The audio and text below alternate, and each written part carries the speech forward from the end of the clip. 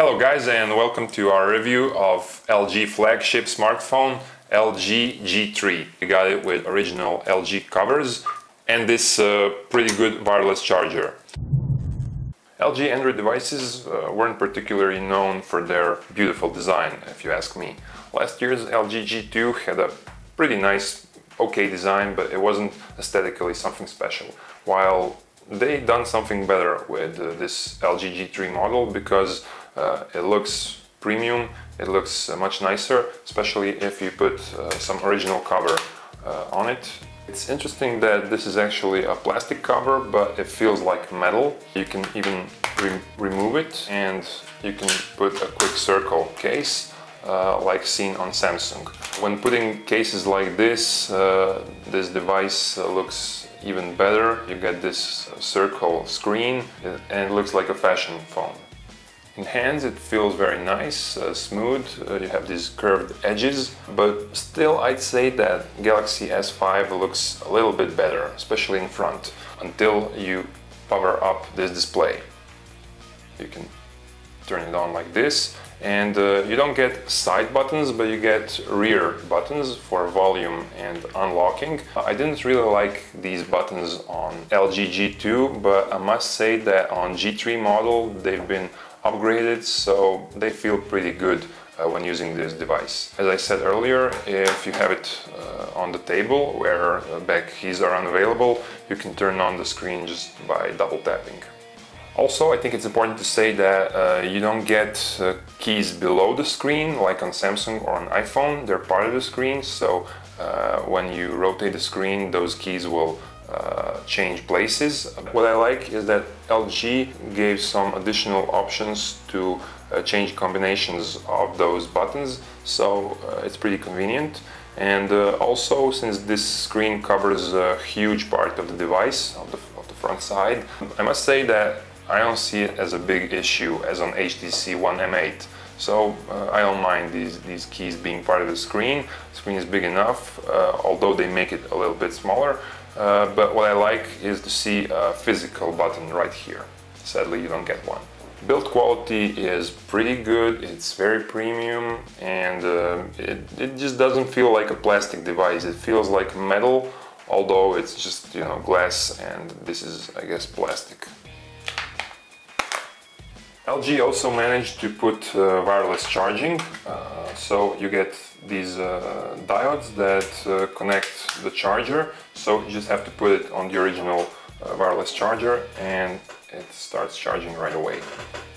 The display is something new on the market that we haven't been able to see before. It's a 5.5 diagonal display with 534 pixels per inch, which is a huge pixel density. It's bigger than 1080p resolution, but I can't say that colors and the color reproduction is better than on Samsung Galaxy S5 AMOLED. I think that Samsung still has a bit better display quality. For instance, you can see the Galaxy Tab S 8.4, and I must say that I really like those colors a bit more. We decided to put it outdoors to see how good it is on direct sunlight.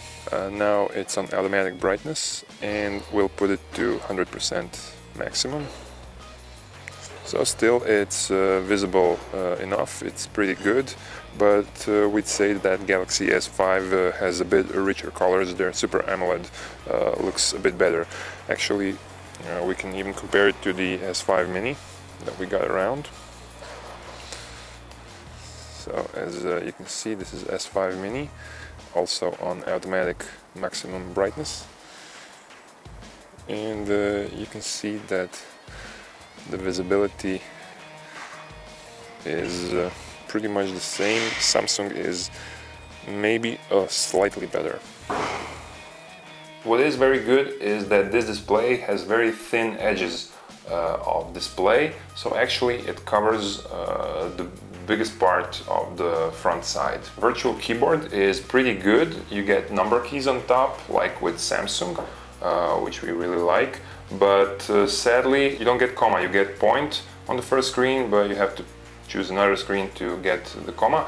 Yes, you can change it in the settings, but I don't know how many users that are not advanced users will find this feature.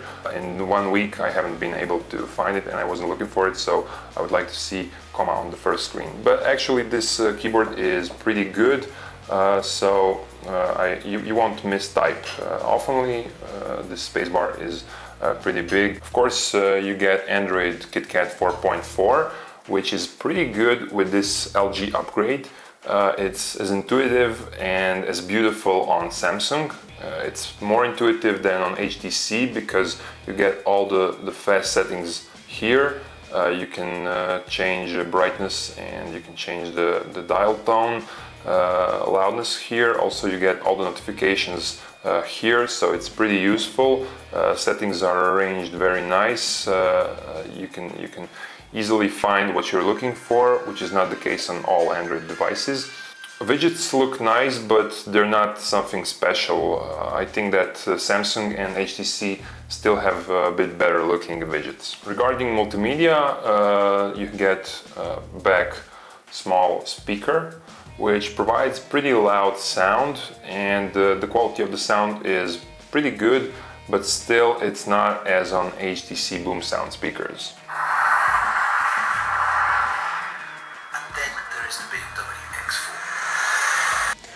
LG G3 has a front 2 megapixel and a rear 13 megapixel camera. Specialty is that it has laser focus and has a quite big LED flash.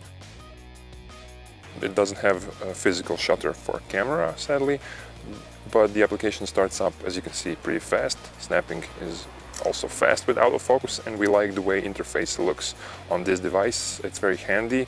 Back camera quality is pretty good, but when cropping you'll see that the details have noise. So it's pretty good. It's comparable to compact cameras in the range of $200.